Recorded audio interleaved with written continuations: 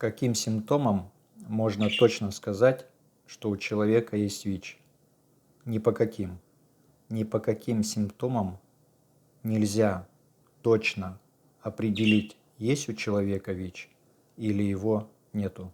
У ВИЧ-инфекции нет такого симптома специфического, по которому можно сказать: о, точно у этого человека есть ВИЧ. То есть такого симптома не существует.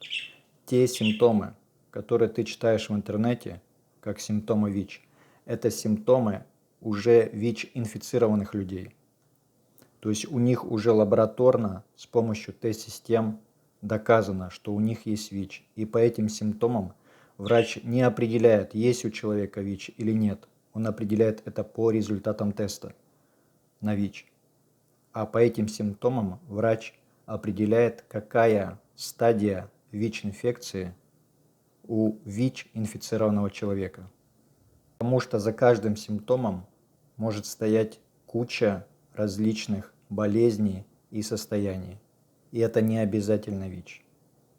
Есть у человека ВИЧ или нет, определяется по результатам теста, который назначает врач с учетом твоей рискованной ситуации, с учетом диагностического окна. Диагностическое окно – это тот период, когда у человека, предположим, есть ВИЧ, но тесты определенный период показывают, что ВИЧа нет. То есть они показывают отрицательный результат, определенный период. Через определенный период далее они будут показывать уже точный результат.